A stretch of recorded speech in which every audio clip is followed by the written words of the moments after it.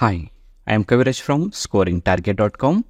In today's session, we are going to discuss Prose 1, A Day in the Ashrama, Important Questions and Answers for Class 8. ಆತ್ಮೀಯ ವಿದ್ಯಾರ್ಥಿಗಳೇ, ಇವತ್ತಿನ ತರಗತಿಯಲ್ಲಿ ನಾವು 8ನೇ ತರಗತಿಯ ವಿದ್ಯಾರ್ಥಿಗಳಿಗಾಗಿ ಪಾಠ 1 ಅ ಡೇ ಇನ್ ದ ಆಶ್ರಮದಲ್ಲಿ ಬರ್ತಕ್ಕಂಥ ಇಂಪಾರ್ಟೆಂಟ್ ಆದ ಅಡಿಷನಲ್ ಕ್ವಶನ್ಗಳನ್ನು, ಹೆಚ್ಚುವರಿ ಪ್ರಶ್ನೆಗಳು ಮತ್ತು ಎಕ್ಸ್ಟ್ರಾಕ್ಟ್ ಪ್ರಶ್ನೆ ಹಾಗೂ ಉತ್ತರಗಳನ್ನು ಡಿಸ್ಕಸ್ ಮಾಡ್ತಾ ಇದ್ವಿ. ಇವತ್ತಿನ ವಿಡಿಯೋಲಿ 2 ಅಂಕದ ಪ್ರಶ್ನೆಗಳು, 3 ಅಂಕದ ಎಕ್ಸ್ಟ್ರಾಕ್ಟ್ ಪ್ರಶ್ನೆಗಳು ಮತ್ತು 3 ಅಂಕದ ಲಾಂಗ್ ಕ್ವಶನ್ಗಳನ್ನು ಮತ್ತು ಆನ್ಸರ್ಗಳನ್ನು ಡಿಸ್ಕಸ್ ಮಾಡೋಣ. ಈಗಾಗಲೇ ಹಿಂದಿನ ವಿಡಿಯೋಲಿ ನಾನು ಡೇ ಇಂದ ಆಶ್ರಮ ಪಾಠಕ್ಕೆ ಸಂಬಂಧಪಟ್ಟಂಥ ಟೆಕ್ಸ್ಟ್ ಬುಕ್ ಹಿಂದ್ಗಡೆ ಇರತಕ್ಕಂಥ ಪ್ರಶ್ನೆಗಳನ್ನು ಡಿಸ್ಕಸ್ ಮಾಡಿದ್ದೆ. ಆ ವಿಡಿಯೋ ನೀವು ನೋಡಬೇಕಂದ್ರೆ ಅದರ ಲಿಂಕ್ ಕಾಮೆಂಟ್ ಬಾಕ್ಸಲ್ಲಿ ಇರ್ತೀನಿ. ಇವತ್ತು ನಾವು ಡಿಸ್ಕಸ್ ಮಾಡ್ತಿರೋದು ಮಧ್ಯದಲ್ಲಿ ಬರ್ತಕ್ಕಂಥ ಇಂಪಾರ್ಟೆಂಟ್ ಪ್ರಶ್ನೆಗಳು. ಸೊ ಈ PDF ನೋಟ್ಸ್ ಕೂಡ ನೀವು ಡೌನ್ಲೋಡ್ ಮಾಡ್ಕೋಬೋದು, ಅದರ ಲಿಂಕ್ ಕೂಡ ಕಾಮೆಂಟ್ ಬಾಕ್ಸಲ್ಲಿರುತ್ತೆ. ಇಲ್ಲಿ ಮೇನ್ ಕ್ವೆಶನ್ ನಂಬರ್ 1ನಲ್ಲಿ answer the following questions in 2 or 3 sentences each ಅಂತ ಇದೆ. ಅಂದರೆ ಕೆಳಗಿನ ಪ್ರಶ್ನೆಗಳಿಗೆ 2-3 ವಾಕ್ಯಗಳಲ್ಲಿ ಉತ್ತರಿಸಿ. ಇದು 2 ಅಂಕದ ಪ್ರಶ್ನೆ ಇರುತ್ತೆ. ಸೊ ಇದರಲ್ಲಿ ಮೊದಲನೇ ಪ್ರಶ್ನೆ, how do the boys discover their natural tastes? Natural tastes ಅಂದರೆ ಅವರ ಒಂದು ನೈಸರ್ಗಿಕವಾದ ಹವ್ಯಾಸಗಳು. ಅಂದರೆ ಯಾವ ಸ್ಟೂಡೆಂಟ್ಗೆ ಯಾವ ವಿಷಯ ಇಷ್ಟ, ಯಾವ ಸಬ್ಜೆಕ್ಟ್ ಇಷ್ಟ ಅಂತ ಯಾವ ಥರ ಕಂಡುಹಿಡ್ತಾ ಇದ್ರು ಅಂತ. Answer, a variety of handicrafts are taught and practiced in the afternoon classes. So afternoon ಕ್ಲಾಸ್ಗಳಲ್ಲಿ ಸಹಜವಾಗಿ ಅವರು ಏನು ಮಾಡ್ತಿದ್ದಂತೆ, ಬೇರೆ ಬೇರೆ ಪ್ರಕಾರದ ಹ್ಯಾಂಡಿಕ್ರಾಫ್ಟ್ಗಳನ್ನು, ಅಂದರೆ ಕೈಯಿಂದ ಮಾಡ್ತಕ್ಕಂಥ ಕರಕುಶಲ ವಸ್ತುಗಳನ್ನು ತಯಾರು ಮಾಡ್ತಕ್ಕಂಥದ್ದನ್ನು ಕಲಿಸ್ಕೊಡ್ತಾ ಇದ್ರು. The boys try their hand at each of them and discover the handiwork that they like. ಈ ಥರ ಎಲ್ಲ ಕೆಲಸಗಳನ್ನು ಕಲಿಸೋ ಮೂಲಕ, ಕರಕುಶಲ ವಸ್ತುಗಳನ್ನು ಕಲಿಸೋ ಮೂಲಕ ಯಾರು ಇದರಲ್ಲಿ ಆಸಕ್ತಿ ಇದ್ದಾರೆ ಅಂತ ಅವರು ಕಂಡುಹಿಡಿಯಕ್ಕೆ ಸಹಾಯ ಆಗ್ತಿತ್ತು. Now move to the second question.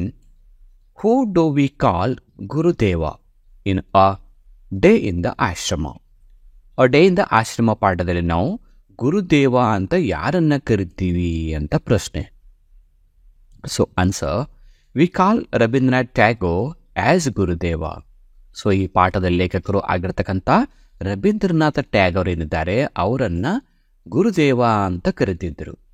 ಈ named Shantiniketan in his a song the darling of our hearts. Rabindranath Tagore ಅವರು ಈ ಶಾಂತಿನಿಕೇತನ ಶಾಲೆ ಹೆಸರನ್ನು the darling of our hearts ಅಂತಕ್ಕಂಥ ಕವನದಲ್ಲಿ ಹೆಸರಿಸಿದ್ರು. ಸೊ ಥರ್ಡ್ ಕ್ವೆಶನ್ ನೋಡಿ, what kind of work do the boys practice in the afternoon? So afternoon ಕ್ಲಾಸ್ಗಳಲ್ಲಿ, ಅಂದರೆ ಮಧ್ಯಾಹ್ನದ ನಂತರ ತರಗತಿಗಳಲ್ಲಿ ಮಕ್ಕಳು ಏನು ಪ್ರಾಕ್ಟೀಸ್ ಮಾಡ್ತಾಯಿದ್ರು, ಏನು ಕಲಿತಾ ಇದ್ರು ಅಂತ. ಸೊ ನಾವು ಈಗಾಗಲೇ ಈವ್ನಿಂಗಲ್ಲಿ ಏನು ಕಲಿತಾ, ಆಫ್ಟರ್ನೂನ್ ಕ್ಲಾಸಲ್ಲಿ ಏನು ಕಲಿತಾ ಇದ್ರು ಅಂತ ನಾವು ಒಂದೇ ಪ್ರಶ್ನೆ ನೋಡಿದ್ವಿ. ಇಲ್ಲಿ ಆ ಹ್ಯಾಂಡಿಕ್ರಾಫ್ಟ್ಸ್ ಯಾವುದು ಅಂತ ಗೊತ್ತಾಗುತ್ತೆ. Answer, the boys practice ಕಾರ್ಪೆಂಟರಿ, spinning, weaving, drafting, painting, music, etcetera in the afternoon. They learned these types of hand work. So afternoon ತರಗತಿಯಲ್ಲಿ ವಿದ್ಯಾರ್ಥಿಗಳು ಏನು ಕಲಿತಾ ಇದ್ದಂದರೆ ಕಾರ್ಪೆಂಟ್ರಿ ಕಲಿತಾ ಇದ್ರು, ಅಂದರೆ ಬಡಗಿತನ ವೃತ್ತಿ. ಆಮೇಲೆ ಸ್ಪಿನ್ನಿಂಗ್ ಆ್ಯಂಡ್ ವೀವಿಂಗ್, ನೂಲೋದು, ನೇಯುವುದು ಕಲಿತಾ ಇದ್ರು. ಡ್ರಾಫ್ಟಿಂಗ್ ಅಂದರೆ ರೈಟಿಂಗ್ ಸ್ಕಿಲ್ಲನ್ನು ಕಲಿತಾ ಇದ್ರು.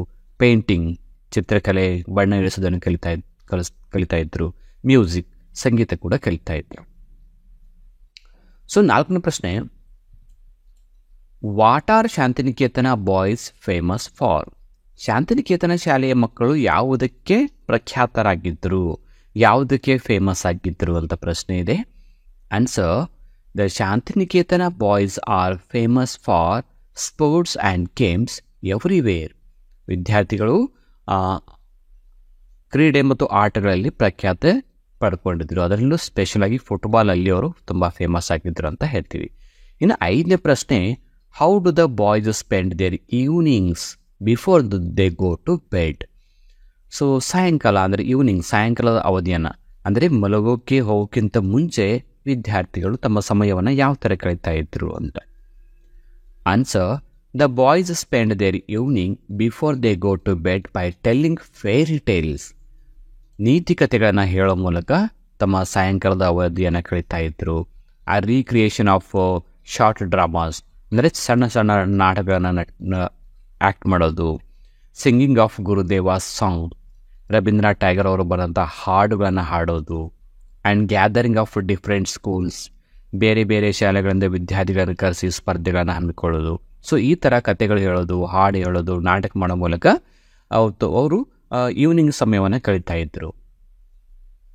ಈಗ ಮೇನ್ ಕ್ವೆಶನ್ ಸೆಕೆಂಡ್ಗೆ ಬಂದಾಗ read the following extracts and answer the questions that follow. ಇಲ್ಲಿ ಎಕ್ಸ್ಟ್ರಾಕ್ಟ್ ಪ್ರಶ್ನೆಗಳಿವೆ 3 ಅಂಕದ್ದು. ನೋಡೋಣ ಇಲ್ಲಿ ಯಾವ್ದಾರ ಇದೆ. 6ನೇ ಪ್ರಶ್ನೆ, the darling of our arts. ಇದೊಂದು ಸ್ಟೇಟ್ಮೆಂಟ್ ಇದೆ. ಸ್ಟೇಟ್ಮೆಂಟ್ಗೆ ಸಂಬಂಧಪಟ್ಟಂತೆ ಎ ಪ್ರಶ್ನೆ ಏನಿದೆ ಅಂದರೆ, what is darling of heart here? ಇಲ್ಲಿ ಡಾರ್ಲಿಂಗ್ ಆಫ್ ಹಾರ್ಟ್ ಅಂದರೆ ಯಾವುದನ್ನು ಕರಿತಾ ಇದ್ರು? ಆನ್ಸರ್, ಶಾಂತಿನಿಕೇತನ. ಶಾಂತಿನಿಕೇತನ ಶಾಲೆಯನ್ನು ಡಾರ್ಲಿಂಗ್ ಆಫ್ ಹಾರ್ಟ್ ಅಂತ ಕರಿತಾ ಇದ್ರು. Who is the speaker? Darling of hearts ಅಂತ ಯಾರು ಹೇಳಿದ್ರು? ಯಾರು ಕರೆದ್ರು ಅಂದರೆ ರವೀಂದ್ರನಾಥ್ ಟ್ಯಾಗೂರ್ ಅವರು ಕರೀತಾರೆ. ಇನ್ನು ಸಿ ಪ್ರಶ್ನೆ, ವಾಟ್ ಡಸ್ ಇಟ್ ಮೀನ್? ಅಂದರೆ the darling of our hearts ಅಂದರೆ ಏನು ಅರ್ಥ? Answer, it means that Shantiniketan is the beloved of all. ಅಂದರೆ ಶಾಂತಿನಿಕೇತನ ಶಾಲೆ ಎಲ್ಲರ ಪ್ರೀತಿಗೆ ಪಾತ್ರರಾಗಿತ್ತು ಅಂತ ಅರ್ಥ ಕೊಡುತ್ತೆ. ಓಕೆ, ನಾವು 7ನೇ ಒಂದು ಎಕ್ಸ್ಟ್ರಾಕ್ಟ್ ಪ್ರಶ್ನೆ ನೋಡೋಣ ಈಗ.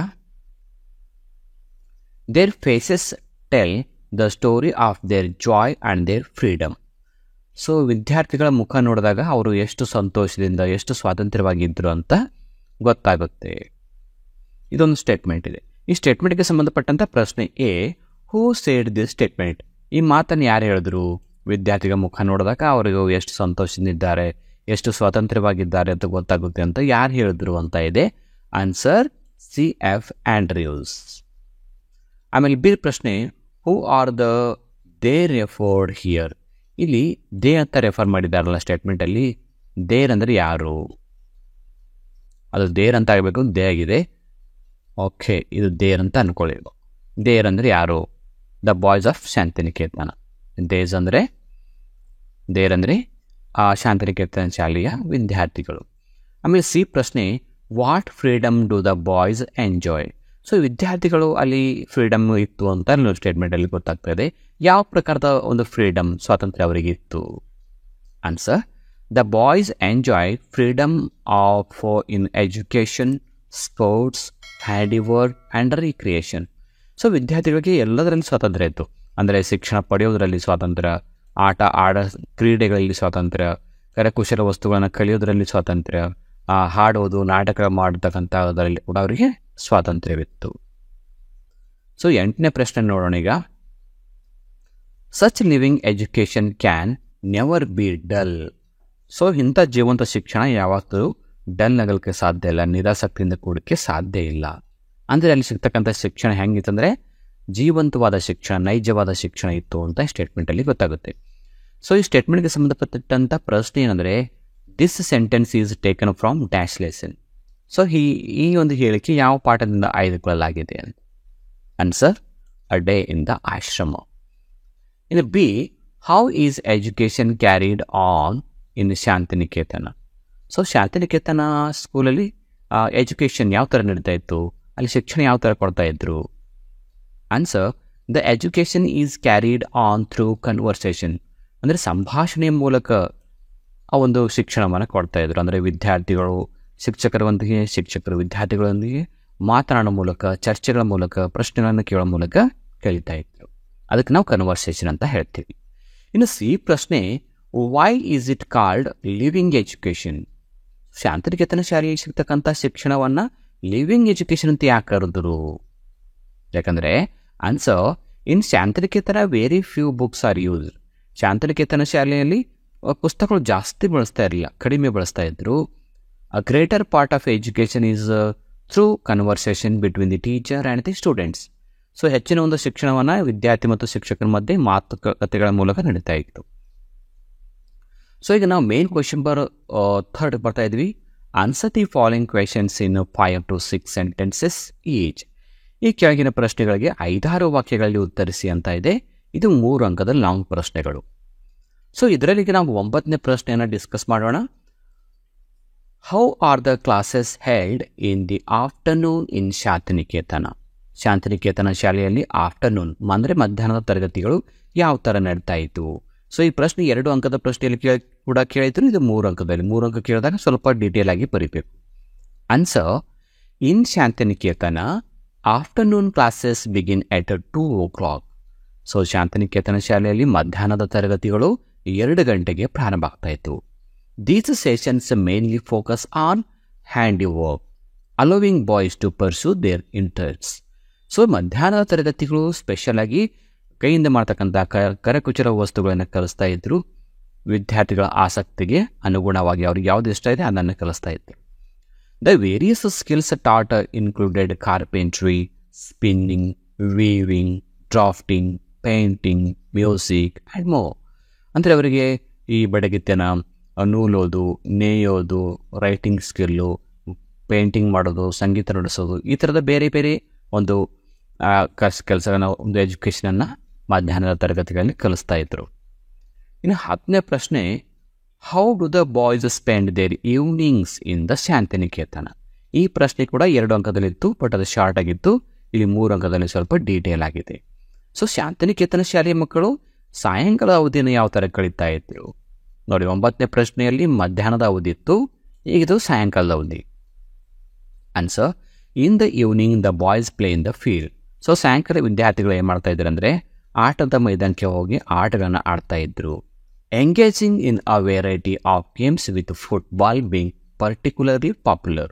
ಸೊ ಎಲ್ಲ ಪ್ರಕಾರದ ಆಟಗಳನ್ನು ಆಡ್ತಿದ್ರು. ಮುಖ್ಯವಾಗಿ ಶಾಂತಿನಿಕೇತನ ಶಾಲೆಯ ಮಕ್ಕಳು ಫುಟ್ಬಾಲಲ್ಲಿ ಫೇಮಸ್ ಇದ್ದರು. After their games they return from the play fields and sit together to meditate in silence for a short time. So ಆಟ ಆಡಿದ ನಂತರ ಮೈದಾನದಿಂದ ಸ್ಕೂಲಿಗೆ ಹೋಗ್ತಿದ್ರು. ಅಲ್ಲಿ ಗ್ರೌಂಡಲ್ಲಿ ಏನು ಮಾಡ್ತಾಯಿದ್ರು, ಒಂದು ಸೈಲೆಂಟಾಗಿ ಮೆಡಿಟೇಷನ್, ಧ್ಯಾನ ಮಾಡ್ತಾ ಪ್ರಾರ್ಥನೆ ಮಾಡ್ತಾಯಿದ್ರು. ಈ ಥರ ಸಾಯಂಕಾಲವನ್ನು ಅವರು ಕಳೀತಾ ಇದ್ರು. ಸೊ 11ನೇ ಪ್ರಶ್ನೆ, how does Shantiniketan prepare the boys for life? ಅಂದರೆ ಮುಂದಿನ ಜೀವನಕ್ಕಾಗಿ ವಿದ್ಯಾರ್ಥಿಗಳನ್ನ ಯಾವ ಥರ ಆ ಶಾಂತಿನಿಕೇತನ ಶಾಲೆಯಲ್ಲಿ ಪ್ರಿಪೇರ್ ಮಾಡ್ತಾಯಿದ್ರು. ಅಂದರೆ ಶಿಕ್ಷಣ ಕೊಡೋದ್ರ ಜೊತೆಗೆ ಮಕ್ಕಳು ಮುಂದೆ ತಮ್ಮ ಸ್ವಂತ ಕಾಲ ಮೇಲೆ ನಿಂತ್ಕೋಬೇಕು, ತಾವು ಸ್ವಾವಲಂಬಿಯಾಗಿ ದುಡಿತಕ್ಕಂಥ ಒಂದು ಸ್ಕಿಲ್ಲನ್ನು ಯಾವ ಥರ ಕಲಿಸ್ತಾ ಇದ್ರು, ಜೀವನಕ್ಕೆ ಯಾವ ಥರ ರೆಡಿ ಮಾಡ್ತಾ ಇದ್ರು ಅವರನ್ನು. Answer, Shantiniketan founded by Rabindranath Tagore is different from other schools. So Shantiniketan ಶಾಲೆ ಪ್ರಾರಂಭ ಮಾಡಿದ್ದು ರವೀಂದ್ರನಾಥ್ ಟ್ಯಾಗೋರ್ ಅವರು. ಇತರ ಶಾಲೆಗಳಿಗಿಂತ ಆ ಒಂದು ಶಾಲೆ ತುಂಬ ವಿಭಿನ್ನವಾಗಿತ್ತು. It gives boys the freedom to learn what interests them. ಇದು ವಿದ್ಯಾರ್ಥಿಗಳಿಗೆ ಏನು ಮಾಡ್ತಾ ಇತ್ತು, ಯಾವುದು ಆಸಕ್ತಿ ಇದೆ ಅದನ್ನು ಮಾತ್ರ ಕಲಿಸ್ತಾ ಇತ್ತು. ಇದೊಂದು ಡಿಫ್ರೆಂಟ್ ಅಂತಲೇ ಹೇಳ್ಬೋದು. Teachers help them discover their talents. ವಿದ್ಯಾರ್ಥಿಗಳ ಒಂದು ಪ್ರತಿಭೆಯನ್ನು ಶಿಕ್ಷಕರು ಗುರುತಿಸಿ ಅವರಿಗೆ ಅದನ್ನು ಮಾತ್ರ ಕಲಿಸ್ತಾ ಇದ್ದರು. This way the boys enjoy learning and develop skills that will help them in the future. So ಈ ಥರ ಮಕ್ಕಳು ಸ್ವಾತಂತ್ರ್ಯವಾಗಿ ಎಂಜಾಯ್ ಮಾಡ್ತಾ ಕಲಿತಾ ಇದ್ರು ಮತ್ತು ಅವರ ಜೀವನಕ್ಕೆ ಮುಂದೆ ಯಾವುದು ಕಲಿಸ್ಬೇಕು, ಯಾವುದರಲ್ಲಿ ಅವ್ರ ಜೀವನ ಅಡಿಗೆ ಅಂತ ನೋಡಿಕೊಂಡು ಅವರಿಗೆ ಶಿಕ್ಷಣವನ್ನು ಕೊಟ್ಟು ಮುಂದಿನ ಜೀವನಕ್ಕೆ ಸದೃಢರಾಗಿ ರೆಡಿ ಮಾಡ್ತಾ ಇದ್ರು. ಸೊ ಈಗ ನಾವು ಈ ಒಂದು ಕೊನೆಯ ಪ್ರಶ್ನೆಗೆ ಬರ್ತಾ ಇದ್ದೀವಿ. How are the classes at Shantiniketan different from the classes in other schools? ಈ ಪ್ರಶ್ನೆ ತುಂಬಾ ಇಂಪಾರ್ಟೆಂಟ್ ಆಗಿದೆ. ಶಾಂತಿನಿಕೇತನ ಶಾಲೆ ಮತ್ತು ಇತರ ಶಾಲೆಗಳಿಗೆ ಏನು ವ್ಯತ್ಯಾಸ ಇತ್ತು ಅಂತ ಪ್ರಶ್ನೆ. So answer, in Shantiniketan classes are held outside under the trees. So Shantiniketan ಶಾಲೆಯಲ್ಲಿ ತರಗತಿಗಳು ಶಾಲೆಯ ಹೊರಗಡೆ ಅಂದರೆ ಮರದ ಕೆಳಗಡೆ, ಗಿಡಗಳ ಕೆಳಗಡೆ ನೆರಳಲ್ಲಿ ನಡೀತಾ ಇತ್ತು. Small groups of boys sit with their teacher and discuss different topics. So ಚಿಕ್ಕದಾದ ವಿದ್ಯಾರ್ಥಿಗಳ ಗುಂಪು ಮತ್ತು ಅದರಲ್ಲಿ ಶಿಕ್ಷಕರ ಸುತ್ತು ಕೂತ್ಕೊಂಡು ಶಿಕ್ಷಕರೊಂದಿಗೆ ಚರ್ಚೆ ಮಾಡ್ತಾ ಕಲಿತಾ ಇದ್ರು. The boys are free to study what interest them. So ವಿದ್ಯಾರ್ಥಿಗಳಿಗೆ ಆಸಕ್ತಿ ಇದ್ದಂಥ ವಿಷಯವನ್ನು ಮಾತ್ರ ಕಲಿಸ್ತಾ ಇದ್ರು. ಇನ್ ಅದರ್ ಸ್ಕೂಲ್ಸ್, ಸೊ ಈ ಬೇರೆ ಶಾಲೆಗಳಿಗೆ ನೋಡಿದಾಗ there are fixed schedules and textbooks. But ಬೇರೆ ಶಾಲೆಗಳು ಹಾಗಿರೋದಿಲ್ಲ. ಅಲ್ಲಿ ನಿರ್ದಿಷ್ಟವಾದ ಒಂದು ಟೈಮ್ ಇರುತ್ತೆ, ಇದೇ ಟೆಕ್ಸ್ಟ್ ಬುಕ್ಗೆ ಓದಬೇಕು ಅಂತಂದು ಫಿಕ್ಸ್ ಆಗಿರುತ್ತೆ. ಸೊ ಇಂತಿಷ್ಟು ವಿಷಯ ಅಂತೂ ಓದಲೇಬೇಕು, ಅದು ಆಸಕ್ತಿ ಇರಲಿ ಬಿಡಲಿ ಎಲ್ಲ ವಿಷಯ ಓದಬೇಕಾಗುತ್ತೆ. Students have to memorise information. ಇನ್ನು ವಿದ್ಯಾರ್ಥಿಗಳು ಬೈಪಾಠಕೆಯಲ್ಲಿ ಆದ್ಯತೆಯನ್ನು ಕೊಡ್ತಾಯಿದ್ರು ಬೇರೆ ಶಾಲೆಗಳಲ್ಲಿ. And repeat it in exam. ಬೈಪಾಠ ಮಾಡೋದು, ಬರೆಯೋದು, ಇದು ಒಂದು ಬೇರೆ ಶಾಲೆಗಳಿರ್ತಕ್ಕಂಥ ಒಂದು ವ್ಯತ್ಯಾಸ. With no freedom to choose what they want to study. So ಬೇರೆ ಶಾಲೆಗಳಲ್ಲಿ ವಿದ್ಯಾರ್ಥಿಗಳಿಗೆ ಏನು ಕಲಿಬೇಕು, ಏನು ಕಲಿಬಾರ್ದು ಅಂತ ಆಪ್ಷನ್ ಇರೋದಿಲ್ಲ, ಅವಕಾಶ ಇರೋದಿಲ್ಲ. ಇಷ್ಟು ಈ ಪಾಠದಿಂದ ಬರ್ತಕ್ಕಂಥ ಹೆಚ್ಚುವರಿ ಪ್ರಶ್ನೆಗಳು.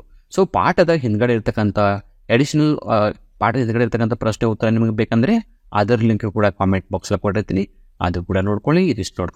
ಇದಿಷ್ಟು ಪ್ರಿಪೇರ್ ಆದರೆ ನೀವು ಎಕ್ಸಾಮಲ್ಲಿ ಒಳ್ಳೆ ಅಂಕ ಪಡ್ಕೋಬಹುದು ಅಂತ ಹೇಳ್ತಾ ಇವತ್ತಿನ ಕ್ಲಾಸನ್ನು ಇಲ್ಲಿಗೆ ಮುಗಿಸ್ತಾ ಇದ್ರಿ. So thank you all for watching the video. If you like the video, subscribe to our channel to get more videos. Thank you all.